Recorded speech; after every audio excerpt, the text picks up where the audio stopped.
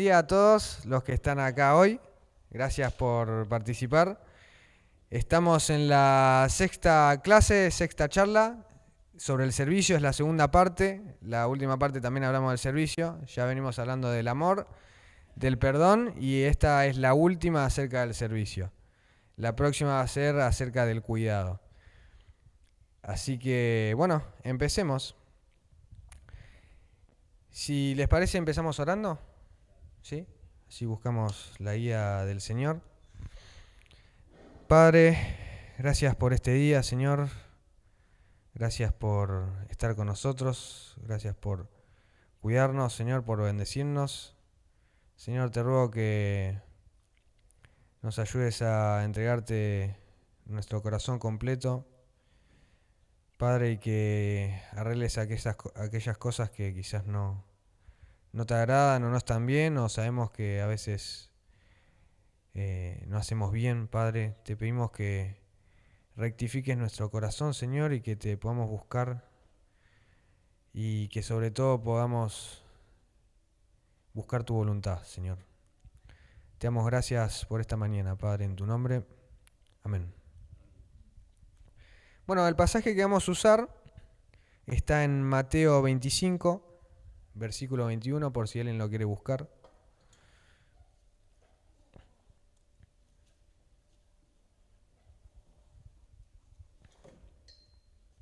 Y dice así, su Señor le respondió: hiciste bien, siervo bueno y fiel. En lo poco has sido fiel, te pondré a cargo de mucho más. Ven a compartir la felicidad de tu Señor. Ese es el pasaje.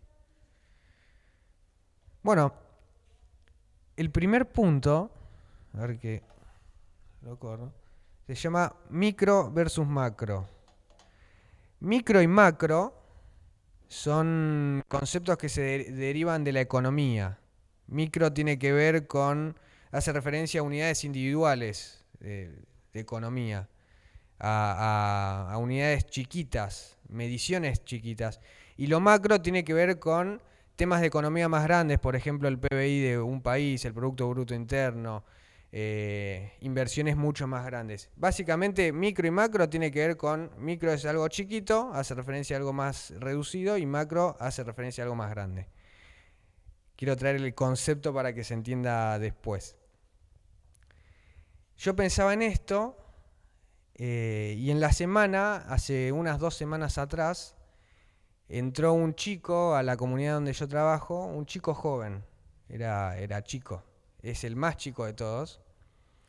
Y este muchacho, bueno, tenía una particularidad, es adolescente todavía, así que tiene cosas propias de un adolescente.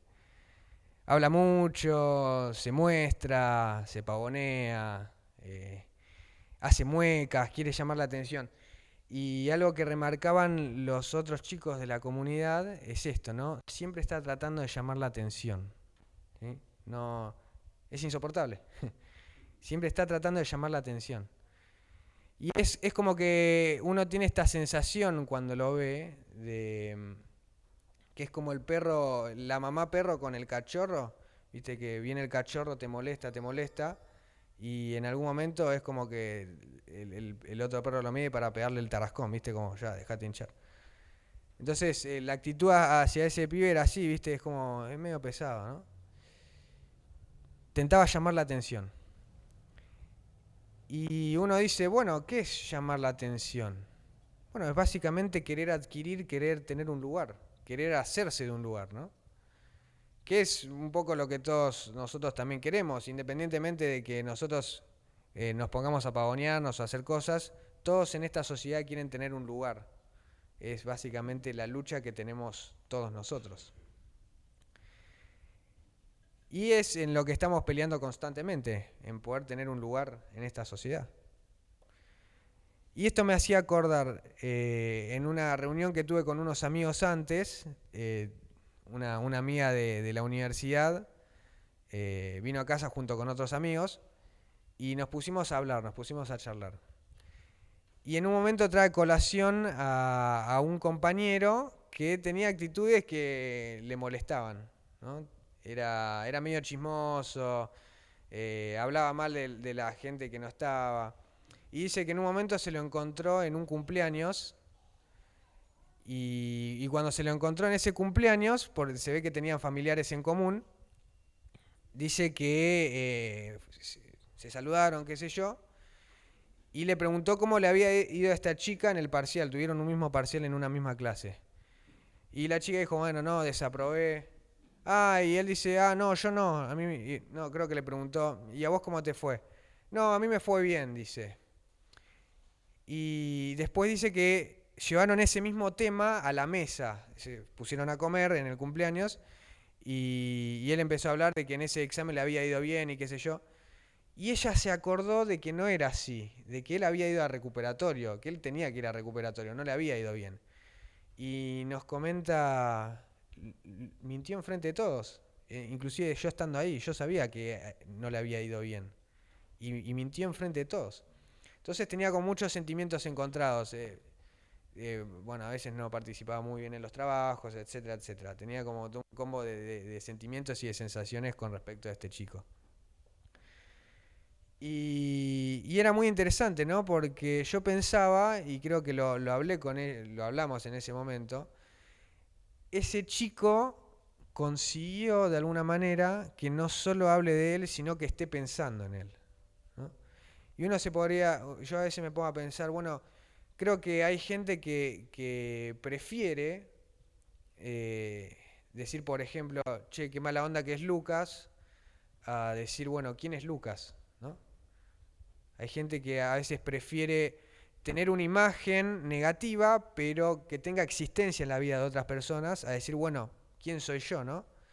Inclusive, eh, creo que a veces alguien puede tomar como positivo que te consideren, no importa de qué manera, pero que adquieras existencia, ¿no? En vez de decir, bueno, ¿quién es esta persona? No sé nada y no me importa.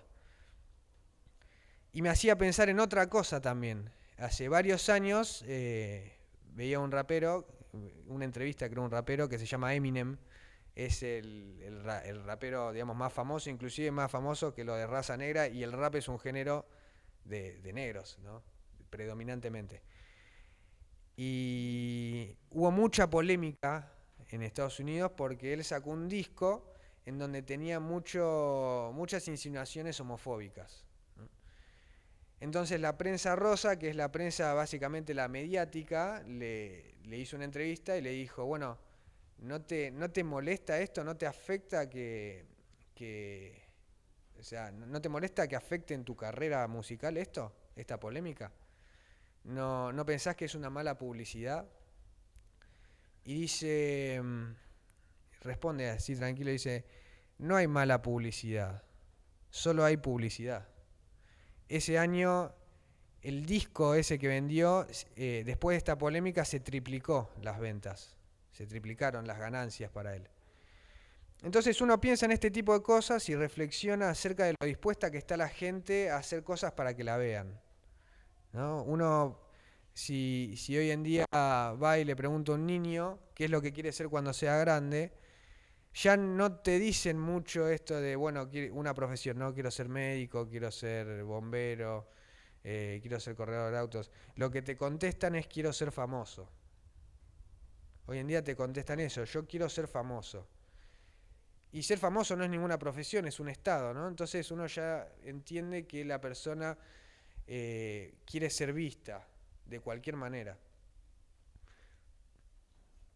Estamos en una sociedad que piensa en lo grande, ¿no? Que piensa en lo macro, que se concentra en eso, pero a veces sin ningún proceso de inversión o sacrificio, ¿no? A veces sin ningún proceso de trabajo, de esfuerzo.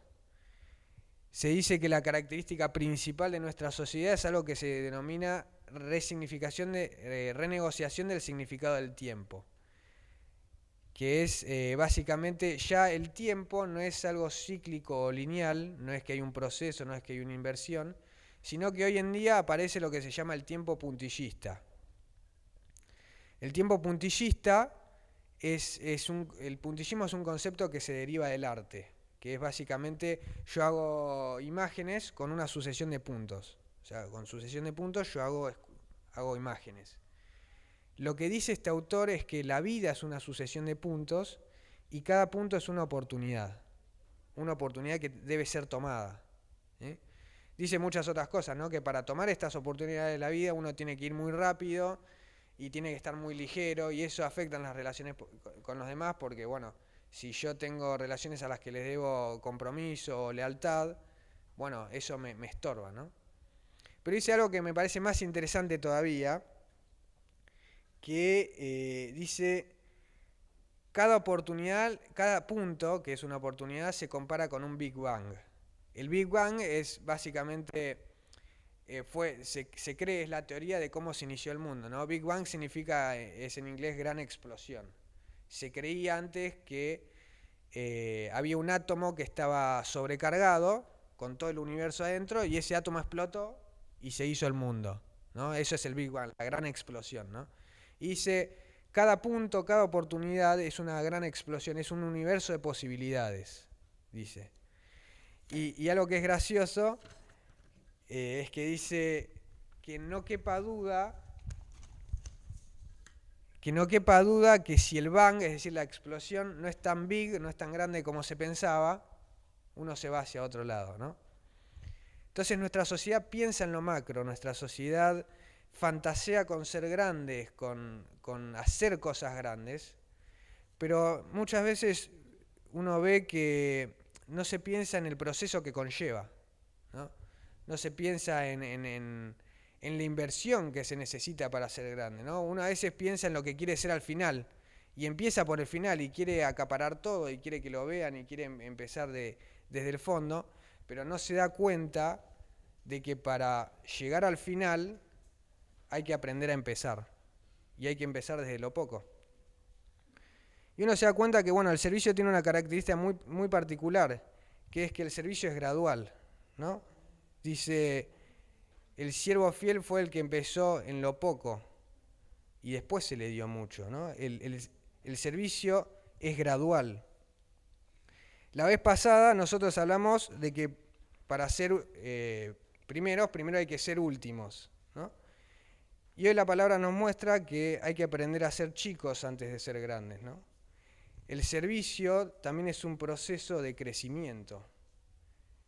Entonces hay que aprender a empezar. Wow, cuánta gente. Me pongo nervioso. ¿Me pongo nervioso? No, no puedo empezar de vuelta. Hay un esquema, un horario.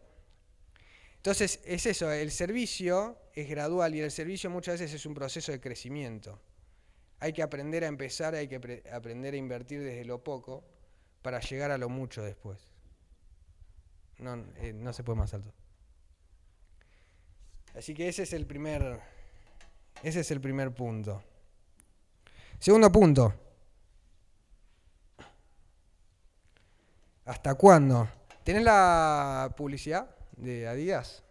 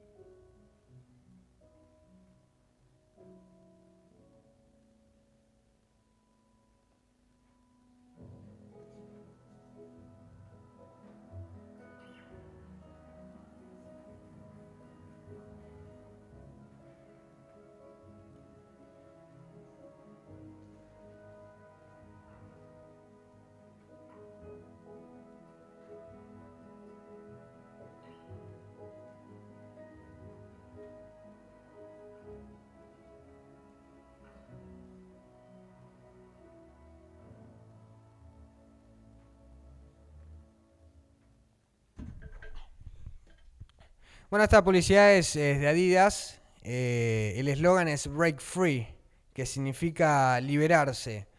Pero no solo es liberarse. Break significa romper, free es libertad. Significa como básicamente es una especie de revelación, ¿no? Es como que yo salí de acá. Eh, y yo me pongo a pensar cuando veo esto, digo, ¿cuántas veces el servicio llega a convertirse en un peso, ¿no? Llega a convertirse en algo en lo que uno quiere a veces liberarse, ¿no?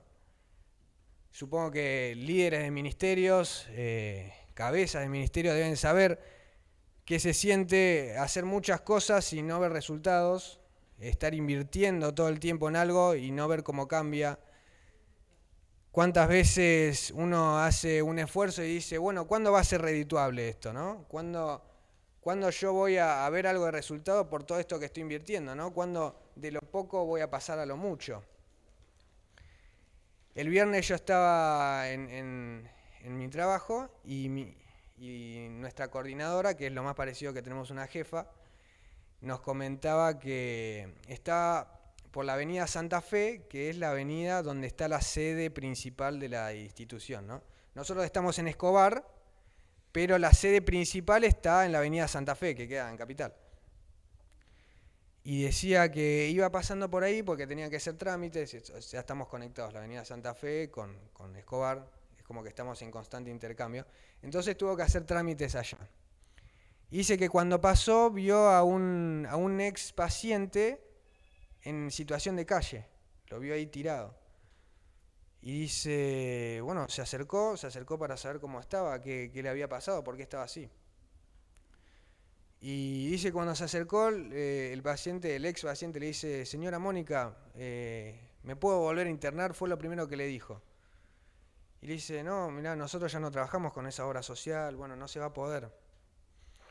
Y nos comentaba que era un ex paciente que se internó allá en Escobar, que tenía la vida arruinada antes de internarse, tenía una causa abierta, tenía una muy mala relación con sus hijos, estaba en un estado deplorable y dice que cuando el equipo intervino, después de que se internó, terminó el tratamiento, tuvo trabajo, se revinculó con su hijo, el equipo como que consiguió que la causa se ponga en stand-by y terminó perdiéndolo todo al final, ¿no? Terminó volviendo a donde empezó.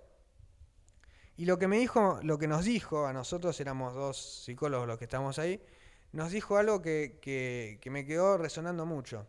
Dice, ¿acaso vale la pena todo el trabajo que hice por tantos años? ¿Acaso vale la pena? ¿No? Una persona que dedicó 20 años a la institución y que después de mucho tiempo no ve a alguien en un buen estado, sino que ve a la persona en el mismo estado donde lo encontró, ¿no? Entonces uno dice, bueno, todo este esfuerzo que hice, todo lo que yo invertí, para volver a ver a la persona desde donde empecé, ¿no? Qué difícil, ¿no? ¿Vale la pena todo el trabajo que he estado haciendo? Y yo veo esta publicidad y en la cara del hombre puedo leer esta frase, ¿no? ¿Hasta cuándo? ¿Hasta cuándo voy a estar acá sentado? ¿Cuándo voy a salir? ¿Cuándo se va a terminar esto? Y yo creo que muchas veces nosotros, y más otros que yo, luchemos con esa incertidumbre, ¿no? Ya de por sí es difícil empezar de atrás y con poco, ¿no? Es difícil estar al último, como decía el anterior versículo, ¿no? Que para ser primero tenemos que ser últimos.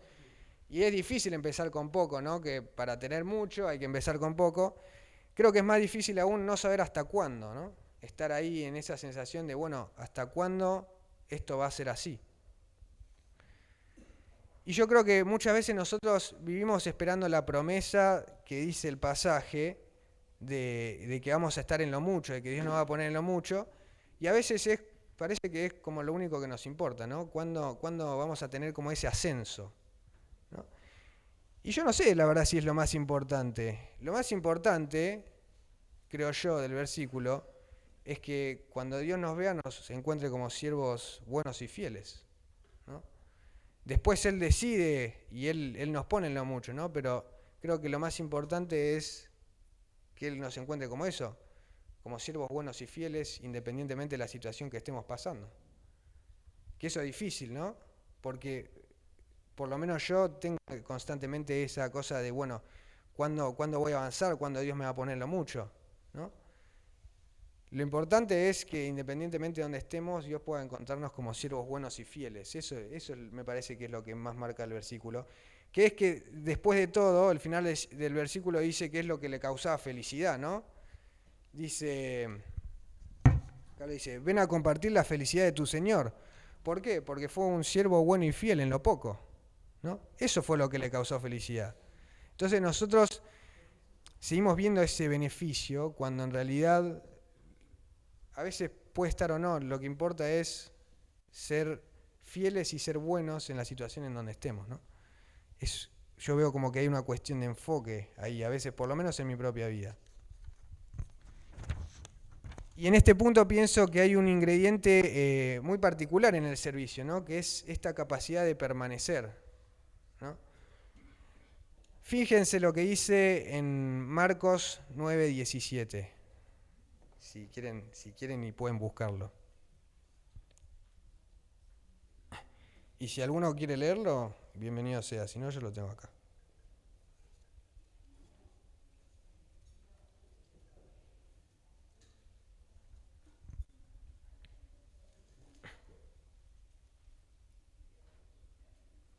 ¿Lo tienen? ¿Alguien quiere leerlo? Bueno, lo leo yo. No pasa nada. Dice, de entre la multitud uno le respondió, Maestro, te he traído a mi hijo. Tiene un espíritu que lo ha dejado mudo. Cada vez que se posesiona de él, lo sacude. Entonces mi hijo echa espuma por la boca, rechina los dientes y se queda rígido. Les pedí a tus discípulos que expulsaran a ese espíritu, pero no pudieron. Entonces Jesús les dijo, ay gente incrédula, ¿hasta cuándo tendré que estar con ustedes? ¿Hasta cuándo tendré que soportarlos? Nosotros vemos a un Jesús que se la pasaba enseñando, que se la pasaba haciendo milagros, que se la pasaba sirviendo, y uno lee en este pasaje que él también se cansaba, ¿no? Él también se cansaba de sus discípulos, él también se cansaba de la gente. Eh, También decía, bueno, están vendiendo cosas en el templo, iba, tiraba todo, se estaba por morir y sus discípulos no oraban, dormían, ¿no? Él ya estaba cansado también, él se cansaba, ¿no? Y decía, ¿hasta cuándo? Sin embargo, si uno después lee Mateo 28, versículo 16, dice, vayan pues y enseñen a todas las naciones, bautizándolas en el nombre del Padre, del Hijo y del Espíritu Santo, y enseñándolas a cumplir todo cuanto yo les he mandado. Y sepan que yo estaré con ustedes todos los días hasta el fin del mundo, ¿no? Y ahí hay dos cosas, ¿no? Jesús se cansaba, pero también decía, estaré todos los días con ustedes hasta el fin del mundo. Y él servía, él estaba con publicanos, con pecadores, él dio su vida y también se cansaba, pero está con nosotros hasta el fin del mundo, todos los días, a pesar de lo que sea, ¿no? Entonces, creo que el servicio presenta como característica distintiva esta cualidad de poder permanecer. Y la pregunta, ¿hasta cuándo? Bueno, lo que sea necesario. Y el último punto se llama ¿a quién servimos? ¿Tenés el video? Gracias.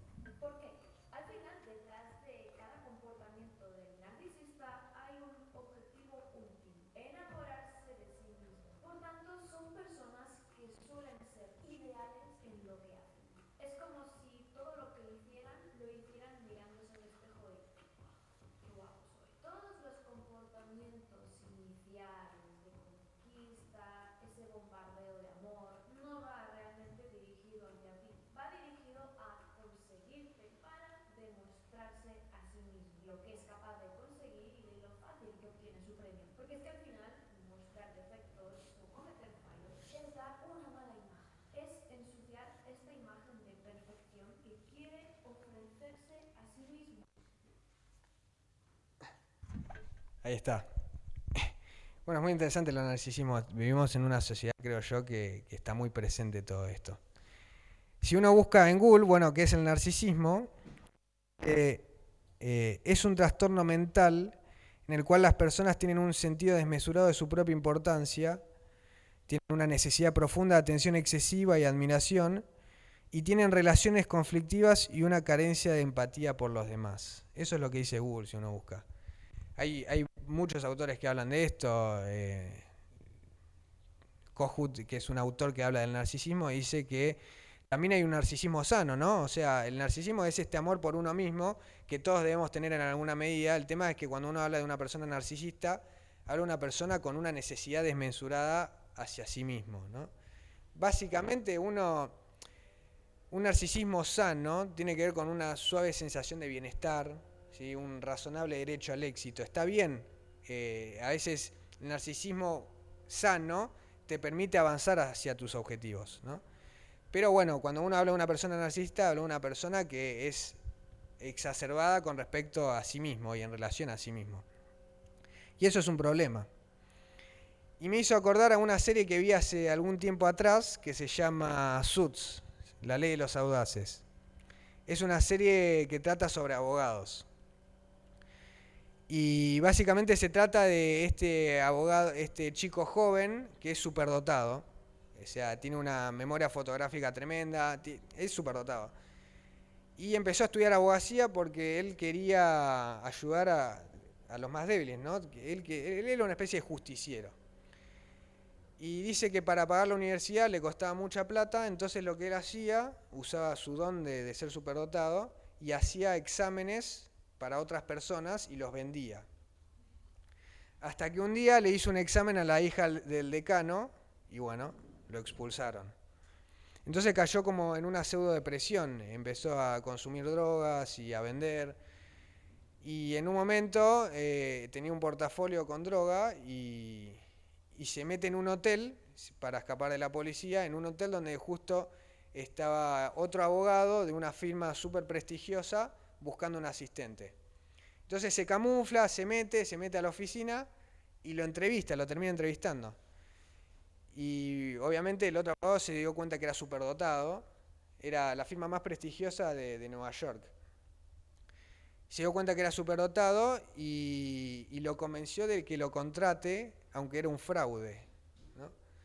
Entonces uno ve la serie y después, en un momento cercano, lo quiere despedir y le dice, bueno, yo antepuse mis intereses sobre los tuyos, ¿no? Porque lo iba a despedir.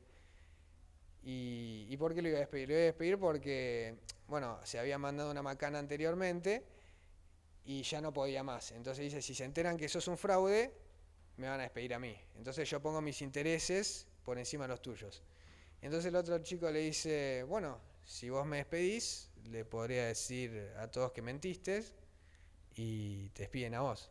Entonces le dice que si yo te pongo abajo del colectivo, me llevas con vos. Y dice, bueno, vos pusiste tus intereses encima de los míos, yo puse los míos junto a los tuyos. Entonces no lo despidió. Si uno ve la serie se da cuenta de que están todo el día trabajando y viven para el trabajo, ¿no? Viven para trabajar. El trabajo es un laburo de 24 horas porque a veces duermen en el trabajo, a veces si tienen que ir a las 3 de la mañana se levantan y van a la oficina, todo era trabajo, ¿no? Y uno se pone a pensar que así funciona un poco, ¿no? La mayoría de las relaciones que tenían eran o profundamente condicionales o disfuncionales, ¿sí? Todo era muy condicional porque estaban en la cima. Y todo el glamour y el prestigio en realidad era una mentira porque no te servía para nada. No podías disfrutar de lo que tenías. Tenían millones de dólares, todos eran ricos, pero no podían disfrutar absolutamente nada de lo que tenían. Entonces, yo en este momento me ponía a pensar en lo que dice Mateo 4, el versículo 1, que es cuando Jesús fue llevado al desierto y Satanás lo tentó, que dice, bueno, lo voy a leer, es Mateo 4, versículo 1. Dice, entonces Jesús fue llevado por el Espíritu al desierto para ser tentado por el diablo. Y después de haber ayunado 40 días y 40 noches, tuvo hambre. Y vino a él el tentador y le dijo: si eres hijo de Dios, di que estas piedras se conviertan en pan.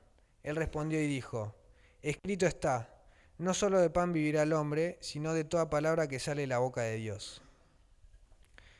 Entonces el diablo le llevó a la santa ciudad y le puso sobre el pináculo del templo y le dijo: si eres hijo de Dios, échate abajo, porque escrito está, a sus ángeles mandará acerca de ti, y en sus manos te sostendrán para que no tropieces con tu pie en piedra. Jesús le dijo: escrito está, no tentarás al Señor tu Dios. Otra vez llevó el diablo a un monte muy alto, le mostró todos los reinos del mundo y la gloria de ellos. Y le dijo: todo esto te daré si postrado me adorares. Entonces Jesús le dijo: vete, Satanás, porque escrito está, al Señor tu Dios adorarás y a Él solo servirás. El diablo entonces le dejó, y he aquí vinieron ángeles y le servían. Satanás no solo le ofreció la oportunidad a Jesús de escapar de la incomodidad, sino que le ofreció la oportunidad de servirse a él mismo, de hacer algo por él. Pero bueno, a Jesús le importaba más lo que a Dios le agradaba. Y eso me hizo acordar a una conversación que tuve ayer con un amigo. Este amigo, fuimos a un cumpleaños y me encontré con él, hace mucho tiempo no lo veía, y él siempre hizo mucho ejercicio, entonces estaba grandote, estaba bien trabado. Y, y bueno, nos pusimos a hablar, él me empezaba a contar de que se había calmado un poco con el tema del ejercicio, porque decía que le había costado mucho. Yo le pregunté: bueno, ¿qué es lo que te costó mucho? No solo era mucho tiempo, sino que era un ejercicio muy estricto. Era no solo ejercicio, sino que era una alimentación muy estricta, sueño muy estricto, era mucha exigencia. Y lo que él me remarcaba es: nunca tenía suficiente. Nunca tenía suficiente. Decía que él hoy en día ve fotos de antes y decía: no, yo ¿cómo es que no era suficiente? Estaba re bien. Pero en el momento decía: nunca era suficiente para mí. Nunca era suficiente. Y yo me pongo a pensar en esta dinámica, ¿no? Cuando esto de a quién servimos. Cuando nosotros nos servimos a nosotros y buscamos estar nosotros delante, bueno, la dinámica es que son promesas que nunca se llegan a cumplir. ¿Sí? Uno siempre cuando deposita en sí mismo es como un barril sin fondo. Uno deposita y nunca hay suficiente, ¿no? En cambio, cuando uno sirve a Dios, es esa agua que sacia la sed, ¿no? Entonces, en la vida siempre hay dos opciones, ¿no? La puerta grande y la puerta chica, y creo que siempre en el cristianismo vemos la puerta chica todo el tiempo, pero es la única que sacia la sed, ¿no? Todo lo otro termina en un barril sin fondo. Entonces, para terminar, hay algo que me gustaría hacer: que nos dividamos en grupitos de 3 o de 4, o de los que estén ahí cerquita, vamos a hacerlo así, y pensar en estas 3 cosas, que cada uno pueda hablar entre sí, estas 3 cosas. ¿Con qué te tienta Satanás? ¿Qué es lo que hay en tu vida que te hace decir hasta cuándo? Y la última, ¿cuál es tu macro fantasía? Para los que no estuvieron al principio, lo macro tiene que ver con esto de lo grande, ¿no? Que a veces uno le cuesta empezar con poco y quiere pensar en el final, ¿no? En ser esto grande, y le cuesta empezar y tiene estas fantasías de lo que le gustaría hacer. Bueno, ¿cuál es tu macro fantasía? ¿Dónde te gustaría llegar? Así que, bueno, eso, si podemos dividirnos en grupitos y en unos 10, 15 minutos.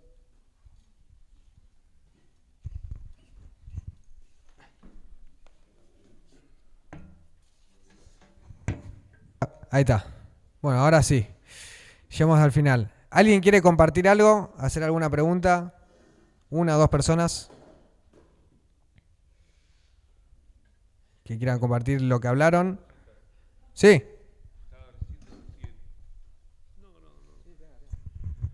Que ahí donde vos dijiste sobre la tentación de Jesús, para mí tiene dos connotaciones. La que vos dijiste y la otra es la desfachatez y el atrevimiento que Satanás se tomó, porque él sabía que estaba hablando con el mismo Dios, ¿no? Y eso es fuerte, porque aún sabiendo que vos estás hablando con el mismo Dios, como nos pasa a veces nosotros, ¿no? Que sabiendo que estamos haciendo algo que a Dios no le agrada, lo hacemos igual. Eso es. Bueno, muchas gracias.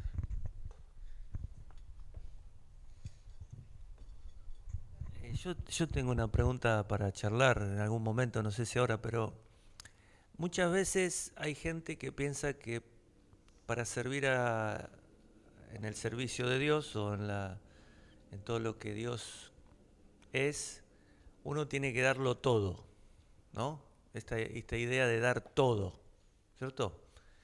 Y te pregunto, si esto de dar todo es parte de cómo debemos vivir, ¿cierto?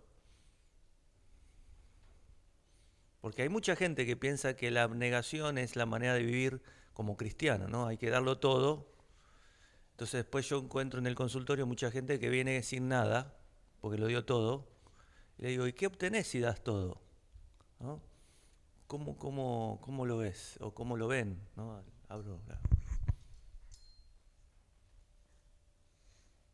¿Te la hice complicada?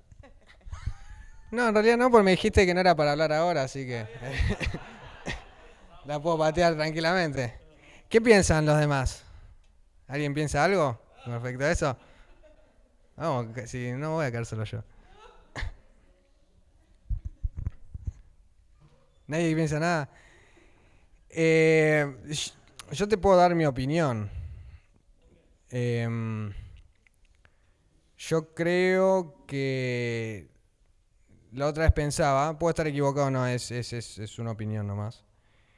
Creo que la vida cristiana funciona mejor si es activa, ¿no? No, no sé si dándolo todo, yo creo que sí, porque para mí funciona mejor así. Funciona mejor cuando una persona se involucra y decide por un lugar, ¿no? Si uno no lo da todo, a veces termina en un gris y negociando con otras cosas, porque me ha pasado a mí también. Entonces yo creo que la vida cristiana es una vida en donde uno tiene que invertir y decidir ir a un lugar al otro, y muchas veces al decidir irse a un lugar, a veces tiene que invertir mucho, ¿no?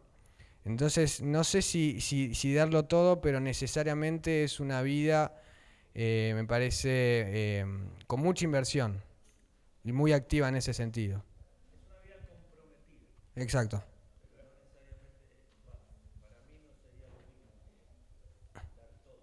Puede ser, es para pensar, es para pensar.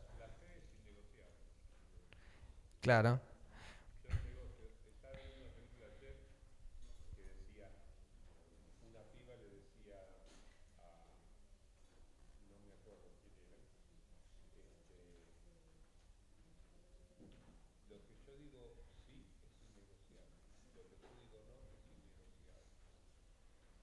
claro.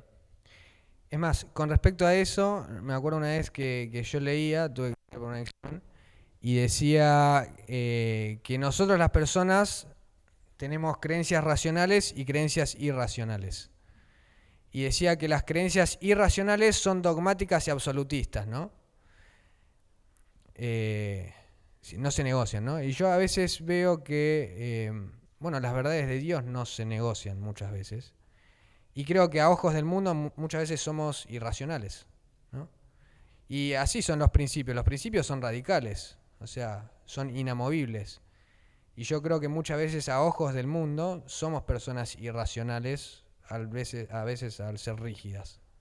Pero es eso, la fe es un principio innegociable. Bueno, creo que, no sé si era hasta y media. ¿Les parece si cerramos acá? Oramos. Señor, gracias Padre por estar con nosotros. Gracias Señor por enseñarnos. Gracias Señor por plantear también estas dudas y estas preguntas. Padre, gracias porque pensar y reflexionar en tu palabra nos hace crecer. Señor, te pedimos que todas estas cosas podamos aplicarlas, Señor, y que podamos ponerlas a tus pies, Padre. Te damos gracias por este día y te damos gracias por estar con nosotros. En tu nombre, amén.